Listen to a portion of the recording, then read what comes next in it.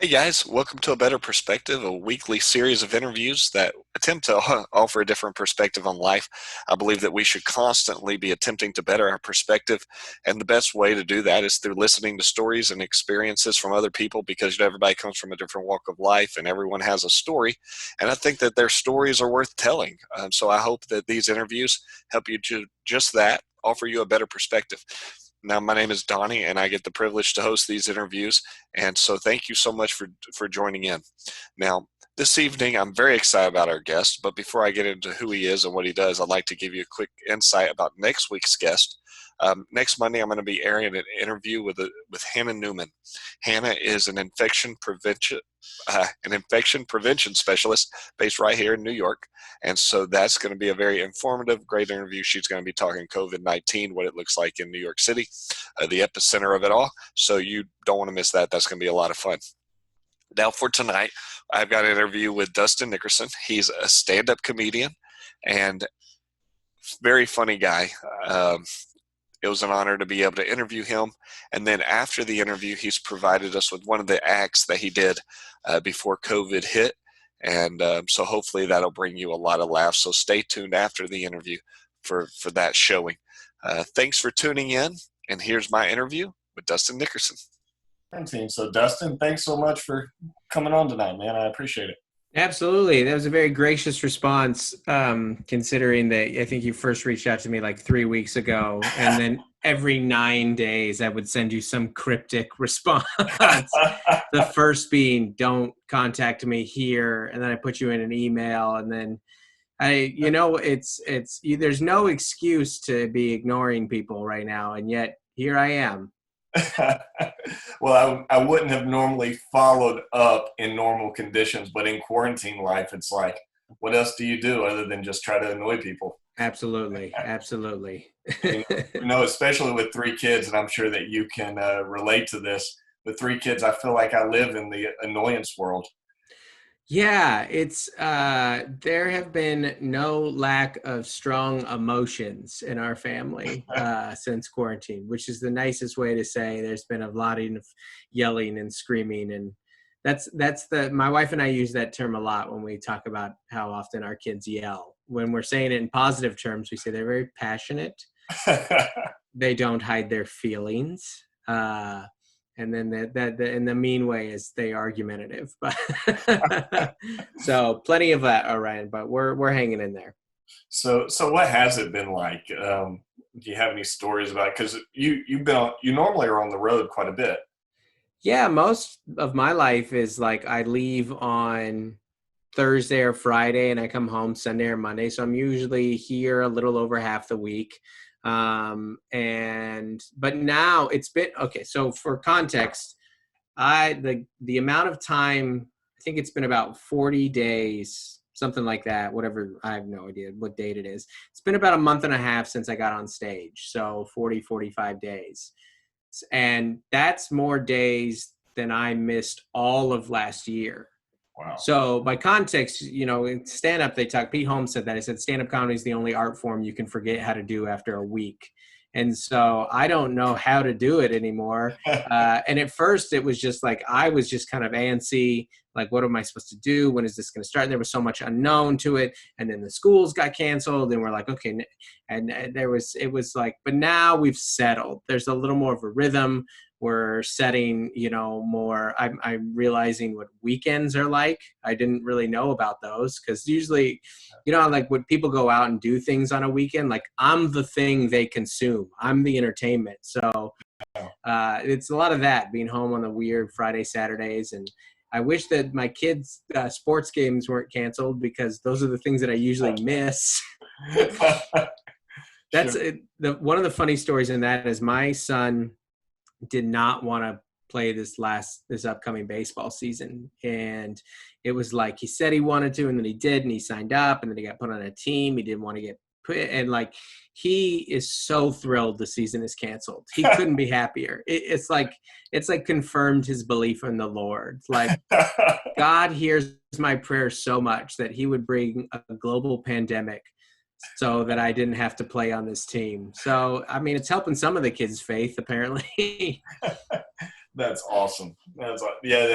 you mentioned that you had, would you say 45 days haven't been on stage? It's something like that. I don't know the exact date, but yeah, it's Yeah, I listened to your podcast, which everybody should go be a backseater. oh, hey, thanks. Yeah, he has a great podcast called "Don't Make Me Come Back There," which is absolutely wonderful. Actually, one of the lines he used at the show that I use on my kids quite often is anytime that my kids begin in that annoyance phase, I'll turn around and say, "Your mother is the only one that I chose." So it's like, it's just perfect. But you guys need to go check out his podcast. Thank you. But in it, you mentioned, you called yourself, what was it, a post comedic? Oh yeah, former stand-up comedian. Yeah. Yeah. As a matter of fact, for a long time I refused to get on TikTok. I just was a late adapter to TikTok because I'm like, okay, you know what? You're gonna have to explain TikTok. What is that? It's just the new app. It's the new thing. You know, there's not always, but a lot of time there's a new thing. And sometimes they stick and sometimes they don't stick. And this one is sticking. It is the hottest thing to come out of China since coronavirus. It is. It's big right now. I say that with no racial insensitivity whatsoever. I didn't go all Bill Maher on you and call it the China flu. But it's just an app. It's a video-based app, and it's very similar to like Vine, and it's what a lot of. Oh yeah, I remember. But I refused to go on it, and what I would tell people would ask me, and I would say, I'm like, listen, I get on stage 325 times a year. I have a white weekly podcast. I'm on Twitter, Facebook, YouTube, like Instagram. What more do you want from me? Is it not enough? And then when stand-up went away, I was like, all right. And so my description line on my TikTok is former stand-up comedian now on TikTok, you know, and it's just clips of my stand-up. And so anyways, it's all bringing us to a different level of desperation. My next one is Cameo. When I'm on Cameo, it's rock bottom. That's awesome. Yeah, I remember whenever I was a youth pastor, I really stayed up to date with all of the latest apps that were coming out. And I created our youth group a Facebook page. Yeah. And, like, all the parents were on it, but the kids were all on Instagram because Instagram was brand new. Yep. And I asked one of them about it. I said, hey, why are y'all not on the Facebook page? And they were like, that's so passe. Okay. I get it. Yeah. It's I posted a clip about talking about being in my 30s. And somebody commented, some little teen, like, "Oh my God, I thought he was 50," and I was like, "Oh gosh, this is like my worst nightmare for TikTok." This is why I didn't want to get on here. Is like when you're that age, anything like if you're a dad, you're 50. There's no version of a 35-year-old dad or with some amount. It's like, I've been on TV. I'm big on some other apps. I'm hip. I'm around it. You know, I got cool posters on a wall. No, you're 50. Anything north of 30 is 50. Right. Yeah. No, you're a dad. Exactly. That's exactly it. In your comedy life, or what kind of inspired you to get into comedy? Who were some of your biggest inspiration? I see Steve Martin right behind you. Sure. Yeah. I love Steve Martin. I grew up, so I was like the Comedy Central generation. There wasn't really much for social media when I was a kid. I would just go home and I would just watch Comedy Central, and that was the era of the Comedy Central Presents. And so there would just be these little half an hour comedy specials on all the time. Some guys, Jim Gaffigan, Bill Burr, some of the Mike Birbiglia, just like, and I would just watch these over and over and over. And then in college, I went to a couple shows and just kind of meandered in a few different careers, was, doing ministry stuff for a while, was working at a rec center for a while, was working at different retail places.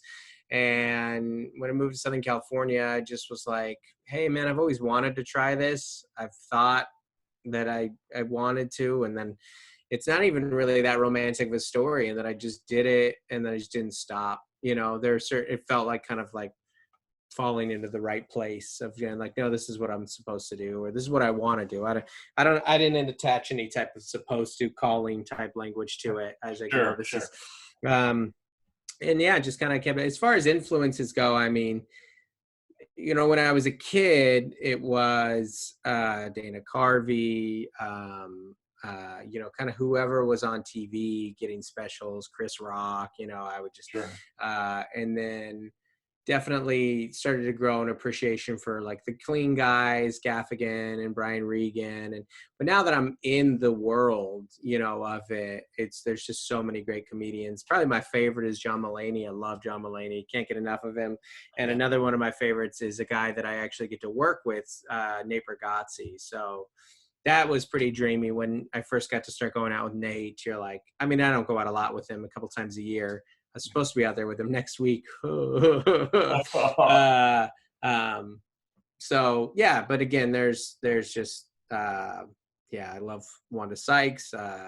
There's so many comedians out there. It's hard to keep track of them, but I do have a soft spot for some of like the ones that I came up with, like, and who are still out there, like guys like Mike Birbiglia, Seinfeld, and then, Romano, all those type guys. And we actually went to Carnegie Hall. I guess that was a year ago. Brian Regan did a show for Comedy Week. Yeah. And we were sitting in the nosebleeds, very back. Yeah. And at the top of Carnegie Hall, those seats are so close together. And I felt so bad for the lady that was sitting right in front of me. I was in her hair the entire time. I was like, man, I'm sorry that I'm spitting in your hair right now, but he's funny. Yeah, my wife and I last night watched an old clip of his. I was, because I walked through a spider web, and I was like, that reminds me of that Brian Regan bit. She's like, oh, I don't know that bit. And I was like, I'm sure it's on YouTube. And the one that I pulled up was 20 years old. It was a 20-year-old clip, and it's, we were crying, laughing. It's so funny. And I knew it. I knew what was going to happen. But some, certain comedians, they just get you like that. And, Brian Regan, saying Brian Regan's is like, one of your favorites is like saying that Ken Griffey Jr. is one of your favorite baseball players. Yeah, you're like, well, yeah, I mean, he's one of the best ever, Yep. So do you, I mean, this has nothing to do with comedy, but do you like baseball? I can hardly like baseball because I'm a Mariners fan. I grew up in Seattle. There's not much to like. I do feel like there's an irony that baseball season is canceled or at least postponed, because I feel like this all feels like a baseball game. It's just very slow, and like maybe once every half an hour something mildly exciting happens, and then it just kind of, hopefully it'll just kind of slowly end like a baseball game does. You're just like, oh, I guess it's over. like just your standard baseball game that you go to that ends like 4-1, and you were cheering for the team that got one. So I haven't, but I do love live baseball. Baseball and hockey may be the only two sports left that are still better live than watching at home, Sure. in my opinion. But football, especially football live. I went to a football game a while back, and I was like, this is terrible live. This is just a way worse experience. I grew up in Louisiana, and the closest baseball team to us was the Houston Astros. And they were terrible my entire life. Right, yeah. And all of a sudden they get good, and the bottom drops out on the whole scandal. Well, they got good for a reason, ended up. Yeah. Thanks. Yeah, they got good at home. That's it. Yeah. So, all right, this quarantine thing, how have you and your wife been able to learn? Me and Ashley, we talk a lot about having to learn how to live together again. Mm-hmm. How totally. have you guys kind of handled that? What's some of the, I guess, ways that y'all handled that? Yeah, I mean, there's definitely just no such thing as like over communicating. There's just like, There's usually a good chunk of the day, usually, which I don't have to explain myself, or like tell somebody what I'm going to do and why I'm doing it. And now that doesn't exist. It's like, Yeah. what are you doing right now? And I was like, I mean, I don't know. I usually have a chill couple of hours, like Yeah. to just do nothing or do what I want. And now it's like, I'll be like, hey, I'm going to eat. I just have to tell somebody. There's a lot more checking in, and there's a lot more like, just communication and, whiteboarding out a schedule for the day and all that kind of stuff. I do genuinely feel for people that are in bad, I mean, of course, like the abusive situations is a tragedy. And less than that, sometimes I think about like, what if somebody like served somebody papers on like March 14th, or meant to, or like had the papers in their car, like you can't, maybe they'll work it out. Maybe it turns into a rom-com, quarantine the rom-com, it saves a relationship. I was going to serve him the papers. It's good. That's a total Hallmark movie, Yes, you could definitely sell the rights for that. Exactly. Yeah. So, I don't know. I mean, it's just a lot of, we've like we both find ourselves like picking up random things and interests, because there's even, I mean, again, mine is one of those jobs that went from 100 to 0 as far as road work goes. So even just like putting out more podcasts and taking up video work and exercising more and all that kind of stuff, and you're just like, all right, well, I guess I'll just do this. I don't know if that makes sense. I'm with you. Yeah. I feel like a church that doesn't meet on Sundays is a whole lot busier than a church that does meet on Sundays. Yeah, I can see that. Yeah. It's like every day we've been trying to do like these daily devotionals every morning, get them out there, and then it seems like every night there's a Zoom call for something. Right. Absolutely. Yeah. Normal. Yeah. Can we do lunches? Remember lunches? That's like a pastor's whole job is having lunches. How much? Yeah. That says like, and if we can do breakfast, it's a little bit cheaper. Yeah. Exactly. Yeah. Lunch and coffee, man. That's most of the job description. Yeah, it's definitely picked up. And so how have your kids been handling it? Ups and downs. I'm sure yours is the same. I mean, I remember like 2 weeks in, my middle child, Gloria, like cried on the chair just saying, I want to go back to school. And I'm like, it's the end of the world. This kid hates school, and she doesn't miss school. She misses her friends. Right. So it's total ups and downs. And I mean, I've got a boy who is just on the doorstep of puberty, and this is moody and this up and down. You're just like, man, we're just all in this together right now. Just a melting pot of tension and awkwardness. But I mean, there also have been, it's not one or the other, right? It's like, there's been so much time. I was thinking about this earlier today. I was like, I'm probably at a point now where I can finally listen to the Cats in the Cradle without feeling guilty again, I've been home long enough that I've earned the right to be like, no, I play catch with this kid every day. Every single day I do that. So under quarantine, I'm a dad of the year. Yeah. That's so awesome. So what's it been like down in Southern California with quarantines? Yeah. People taking it serious? Or? Oh yeah, California was total early adopters, and that's why they've been like crushing it as far as the numbers go, especially considering how many people we have. So yeah, I was definitely grateful to live in a state that takes it seriously, and not that others didn't, but we're more spread out. I mean, poor New York. I mean, just didn't have a chance. Yeah, we got hit pretty rough. Yeah. Actually, about 25% of our church lives in a town called New Rochelle. Okay. Was the first spot to really get hit hard. Okay. The National Guard surrounded the town, made a 1 mile barrier, no one in, no out type thing. It was definitely an interesting dynamic there for a little while. Yeah. I'd love to say, oh, it's getting better, but our governor puts out these daily talks. Yeah. Those are national. I just can't no more. Yeah, those are national news. Yeah, absolutely. Yeah. It is like it is crazy how people have just, I mean, I did that joke that, it took a global pandemic for people to figure out who their governor was.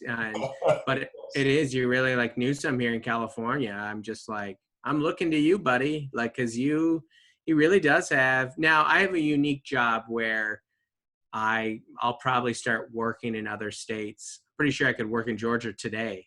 I got to fly to Georgia just to go bowling. But California will early adopter will probably be late, Sure. unadopters. Though he put out something yesterday kind of laying out these 4 stages, and it went out, and my wife and I sat down and read it and talked about it. It's like, this is what having like local leadership is supposed to be like, where you're like, what are they saying or doing? But most of the time they just, whatever they do has zero effect on your life. So, yeah. But right now he's telling me when I can get back to work and when my kids might go back to school. They're talking about sending the kids in California back to school in July. And I'm like, please, God, please, please. They need it. We need it. It'll be like a warm up for normal school, Governor Cuomo here in New York, he was talking about summer or summer school or the potential of just canceling altogether, and we were like, summer school, please. Yes Absolutely, summer school. Yeah, they'll need it. Like, they're going to need a reminder of what the grade they they only made it half the year. They don't remember that stuff. Yeah, my wife she teaches 5th grade. Yeah. So she does like these Zooms with her class, and then she uses Marco Polo throughout the day, where kids are constantly Marco Poloing. Hey, Ms. Willis, what do you think about this or this question? And so it's a constant back and forth. I'm like, I'm just ready for you to go back to school. Exactly. Yeah, we're all ready for whatever the new quote unquote new normal is going to be. Absolutely. Well, man, I don't want to take any more of your time, but thank you so much. Yeah, thanks for having me. Thanks for thinking to invite me, buddy. Yeah, I really do appreciate it. And to everybody listening out there, just remember, Don't Make Me Go Back There podcast. And then you can find him on Facebook, Instagram, Twitter, TikTok. Baby. Go look him up on TikTok. What was your TikTok handle? Dustin Nickerson Comedy. I'm Dustin Nickerson on everything else, but there was a Dustin Nickerson who beat me to TikTok, which I'm okay with. Nice. Well, guys, everybody go find him and follow him. And you, thanks so much for tuning in, everybody. Y'all all have a great day. Thank you guys genuinely for coming out. It is very nice for me to be here. It's nice for me to be out of the house. I've been having a lot of problems with my roommates or kids, if you want to get technical.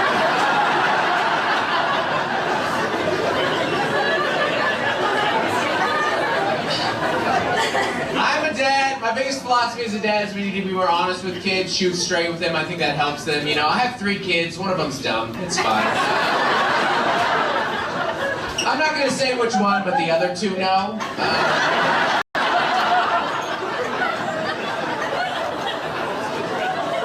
Like, we get little small clues every once in a while. Like, he came home from school the other day. I was like, how was your day? He said, I had an English test. I said, how did it go? He said, it went good. I was like, ugh, I bet it didn't.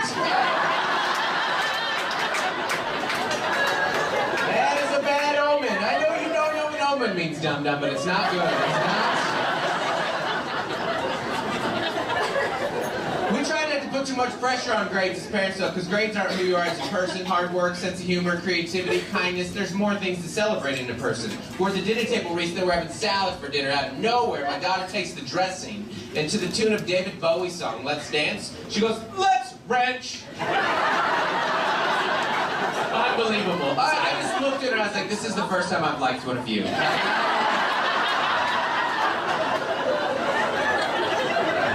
have loved you, but I like you right now, right?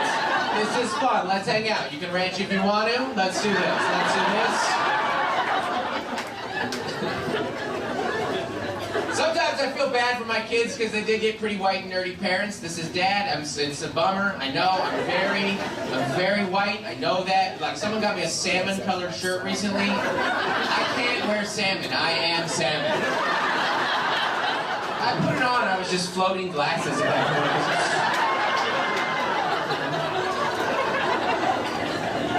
My wife's no better. Her whiteness comes out in different ways, though. Like we're at my son's soccer game recently, and his friend comes up who happens to be black, and my wife, who's very friendly, goes, "Hey, what's your name?" And the kid goes, "Jameer." And this is the moment that I realized, like, just how white my wife is, because the kid goes, "Jameer," and my wife goes, "John Mayer." That actually happens. How white are you that that is even a possibility? The Jameer gets thrown up in the atmosphere, and your white brain receives that information, processes it in full, and goes, "Yeah, John Mayer, that's what I heard. I didn't mishear. I'm not going to ask a clarifying question. This little black child's first name, John Mayer, that's it. His name is not John Mayer. His body is a wonderland. Let's go do white things like brunch in an escape room. Let's go." I have a Groupon.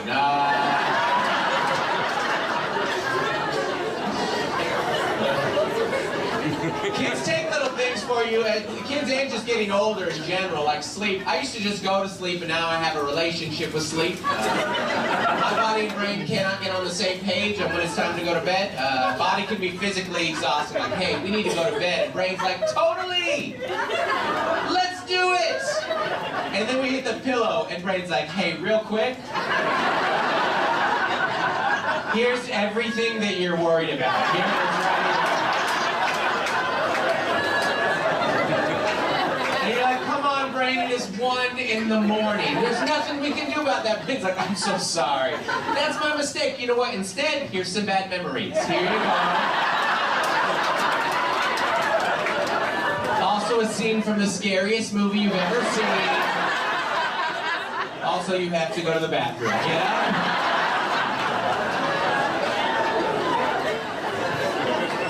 And then you do need to sleep so much more now, so when you get it, it's heavier and uglier and groggier, you know? You know iPhone has the new facial recognition? You ever wake up so ugly you can't open your iPhone?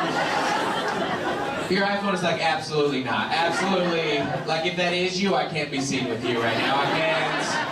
This is a bad look for me. The other thing too is like little things change. Like when you get older, like I drive a crappy car, which when you're younger is like kind of funny and ironic, and in your 30s it's just a bummer, you know. I drive a 2009 Dodge Caravan with 200,000 miles on it. That's what I do. Not applaud that car, all right?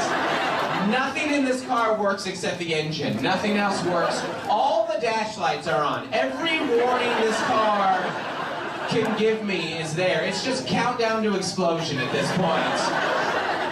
It's very embarrassing to drive. I took it to Starbucks recently, and the window doesn't work. So I'm the guy in the drive-thru with the door open, which is embarrassing from the start because you have to drive past it a little. And they're like, "Oh, did he forget?" No, he's poor. He's poor. So now I'm doing this. I'm reaching back to grab my drink, and as I grab it, the barista goes, "Hey, do you need a receipt? Really? Really? Do I look like a guy tracking his finances that closely? You think I'm gonna go home and put this in QuickBooks? Is that what you think's happening? I shouldn't even be here right now. This is clearly a splurge purchase, all right?"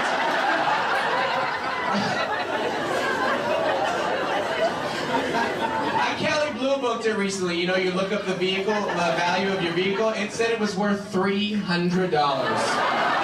It should have just said LOL at that point. $300. That is a joke. That means when I take that vehicle to Costco and I load up everything that I just purchased, I've doubled the value of the vehicle.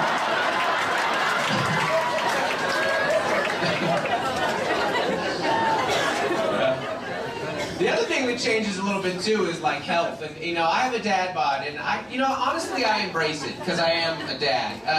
Because to me, if you are a dad and you don't have a dad bod, then you might be a bad dad. You know what I mean? Like it's just a time management thing. Like you don't have time to do both those things well. Like you have to neglect your health or your children, one or the other. Every time I see like some super ripped dad, I was like, those are just muscles that aren't hugging their kids. That's what that